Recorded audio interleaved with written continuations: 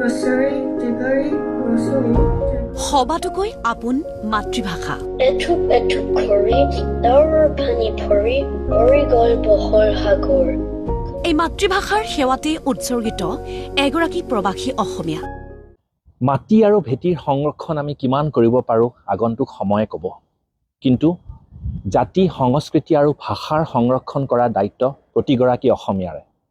London চহৰ আজিৰ দিনত বহু চৰ্চাত আছে, কিন্তু এই লণ্ডন চহৰ তথা ইউকেত বাস কৰা প্ৰবাসী অসমীয়াসকলে অসম সাহিত্য সভাৰ জৰিয়তে বা বিভিন্ন বিহু কমিটিসকলৰ জৰিয়তে আমাৰ জাতি সংস্কৃতি আৰু ভাষাক সংৰক্ষণ কৰাত বহুখিনি অৰিহণা যোগাই আহিছে। সকলো নৱপ্ৰজন্ম আৰু দ্বিতীয় প্ৰজন্মৰ যিসকল অসমীয়া ইউকেত বাস কৰে তেওঁলোকক ভাষাটো আয়ত্ত কৰাত সহায় কৰি আহিছে। আৰু এই সন্দৰ্ভতে আজি আমি এনে এগৰাকী মহিলাৰ লগত কথা পাতিবলৈ আগবাঢ়িছোঁ, যিয়ে তেখেতে বসবাস কৰে কানাডাত কেলগেৰী চহৰত, আৰু তেখেতে কেলগেৰীৰ পৰা বিশ্বজুৰি অসমীয়াসকলক আমাৰ ভাষা জননীক শিকাই আহিছে, অৰিহণা যোগাই আহিছে। তেখেতক চিনাকি কৰি দিছোঁ। গীতাশ্ৰী বাইদেউ মোৰ লগত আছে। বাইদেউ নমস্কাৰ, আমাৰ লগত কথা পতাৰ বাবে। নমস্কাৰ। গীতাশ্ৰী বাইদেউ লণ্ডন ফুৰিবলৈ আহিছে। তেখেত মই কোৱাৰ নিচিনাকৈ কেলগেৰী চহৰত থাকে। হয়, এইগৰাকী গীতাশ্ৰী গগৈ আপ্তে সম্প্ৰতি কানাডাৰ কেলগেৰী নগৰত বাস কৰে। যোৰহাটৰ মাতৃভাষা মাধ্যমৰ বিদ্যালয়, জগন্নাথ বৰুৱা মহাবিদ্যালয় আৰু কটন মহাবিদ্যালয়ৰ পৰা শিক্ষা গ্ৰহণ কৰা এইগৰাকী প্ৰবাসী অসমীয়া গীতাশ্ৰী গগৈ আপ্তে প্ৰবাসত থাকিও নিজ মাতৃভাষাৰ প্ৰতি আগবঢ়াই আহিছে বিশিষ্ট সেৱা। অনলাইন মঞ্চ উইকিপিডিয়াত ইতিমধ্যে 115টা প্ৰবন্ধ, উইকি কমন্সত 180টা সম্পাদনা, উইকি উৎসত 1337টা সম্পাদনাৰে মাতৃভাষাক সেৱা কৰা গীতাশ্ৰী গগৈ আপ্তে 2020 চনতে অসমীয়া ভাষা শিকনৰ এক আন্তঃৰাষ্ট্ৰীয় অনলাইন বিদ্যালয় আৰম্ভ কৰে। অসমীয়া স্বৰ বৰ্ণখিনি কোৱা।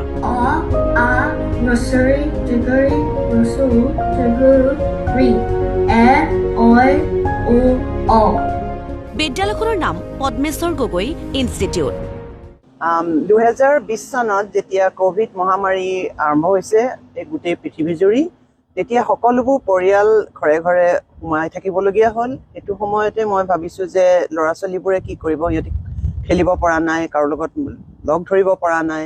তেতিয়া মোৰ মনলৈ এটা চিন্তা আহিলে কি অসমীয়া স্কুলখনো খুলি পেলাই এখন মানে সেই স্কুলৰ বিষয়ে মই আগৰ পৰাই ভাবিছিলোঁ, কিন্তু হোৱা নাছিলে কামটো। তাৰপিছতে যেতিয়া অনলাইনত শিকাওঁ, কিয়নো অনলাইনত শিকালে কাৰোকো লগ কৰিব দৰকাৰ নাই, ক'তো ওলাবলৈ দৰকাৰ নাই। অনলাইনতে মই লোকেল যিখিনি আছিলে ল'ৰা ছোৱালী তেওঁলোকক প্ৰথমতে শিকাই ল'লোঁ। শিকাই পেলাই তাৰপিছতে গৈ আমেৰিকা যুক্তৰাষ্ট্ৰৰ মানুহে মোক ক'লে যে আপুনি আমাৰ ল'ৰা ছোৱালীকো শিকাই দিয়ক। তেনেধৰণে মই তেওঁলোককো আৰম্ভ কৰিলোঁ শিকাবলৈ। তাৰপিছত যুক্তৰাজ্যৰ পৰা যিখিনি প্ৰবাসী অসমীয়া আছিলে বা তেওঁলোকেও ক'লে যে আমাৰ ল'ৰা ছোৱালীখিনিকো শিকাই দিয়ক। এনেকৈ লাহে লাহে শিকাওঁতে আমি এতিয়ালৈকে 18খন দেশৰ ল'ৰা ছোৱালীক অসমীয়া শিকাই আছোঁ। অকল ল'ৰা ছোৱালীয়ে নহয়, বয়োজ্যেষ্ঠসকলেও সমানে অসমীয়া শিকি আছে এই অনলাইন বিদ্যালয়খনত। ইমান সুন্দৰকৈ এটা কামবিলাক কৰে, হোমৱৰ্ক দেখিছোঁ মই। কোনোবাই অসমীয়া একেবাৰে ক'ব নোৱাৰিলে বা নাজানিলে প্ৰথমে কেনেদৰে ক'ব লাগে তাক শিকোৱা হয়। তাৰ পিছতে শিকোৱা হয় লিখা আৰু পঢ়াৰ। আমাৰ যেতিয়া ল'ৰা ছোৱালীবোৰ বা ডাঙৰ মানুহ এজন আহে, আমাৰ যদিহে কথা ক'ব নাজানে, অসমীয়াত কথা ক'ব নোৱাৰে, আমি কথা পতা কেনেকৈ কথা ক'ব লাগে সেইখিনি শিকাই লওঁ। তাৰপিছত লিখা পঢ়াটো শিকাওঁ। এনেকৈ কৰোঁতে 30টা মাত্ৰ 30টা ক্লাছ ল'লেই হ'ব। 30টা ক্লাছৰ ভিতৰতে একেবাৰে শূন্য নলেজ মানে অসমীয়াৰ পৰা এখন কিতাপ পঢ়িব পৰা হৈ যায়। তাৰমানে কিতাপখন নকওঁ যে একেবাৰে ডাঙৰ কিতাপ এখন পঢ়ে, সৰু ল'ৰা ছোৱালী কিতাপে পঢ়িব, এটা পেজ পঢ়িব, সেই তেনেকৈ পঢ়িব পৰা হৈ যায়। পিছে অকল অসমীয়াই নহয়, জন্মসূত্ৰে যিসকল অসমীয়া নহয় তেনে দেশী বিদেশী লোকেও এইখন অনলাইন বিদ্যালয়ত শিকি আছে অসমীয়া।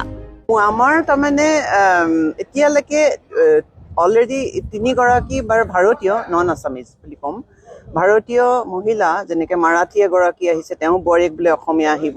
তাৰপিছতে আহিলে আপোনাৰ এগৰাকী তেলেগু, তেওঁৰ বোৱাৰীয়েক বোলে অসমীয়া আহিব, তেওঁ শিকিলে। সকলো 60 বছৰৰ ওপৰৰ হয়। তাৰপিছতে আহিলে এগৰাকী দিল্লীৰ পৰা তেওঁৰ বোৱাৰীক বোলে অসমীয়া আহিব, তেনেকেই আমাৰ স্কুলত শিকিছে। তাৰপিছত এতিয়া যিগৰাকী আছে আমাৰ বৰ্তমান আছে এই ইউকেৰ পৰাই হয়, তেখেতে আপোনাৰ ইয়াৰে জন্ম, ইয়াৰে কোনো ভাৰতীয় মূলৰ নহয়, ইয়াৰে হয়। তেখেত আহিছে, তেখেতৰ বয়স হৈছে 65 বছৰ। তেখেতৰ বোৱাৰীক অসমীয়া আহিব, সেইটো কাৰণে তেখেতে আমাৰ বিদ্যালয়ত জইন কৰিছে। উল্লেখযোগ্য যে পিছত পুনে বিশ্ববিদ্যালয়ৰ পৰা স্নাতকোত্তৰ উত্তীৰ্ণ হোৱা গীতাশ্ৰী গগৈ বিবাহসূত্ৰে প্ৰথমে আফ্ৰিকাৰ কংগোলৈ গুচি যায়। তাত এখন বিদ্যালয়ত শিক্ষাদান কৰে।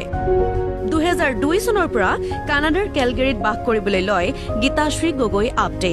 এঠুক এঠুক খৰি ডাৱৰৰ পানী ভৰি ভৰি গ'ল বহল সাগৰ ঘৰখন বালি চাহি লণ্ডনৰ পৰা ঋতুৰাজ শৰ্মা ৰিপৰ্ট, প্ৰতিদিন টাইম।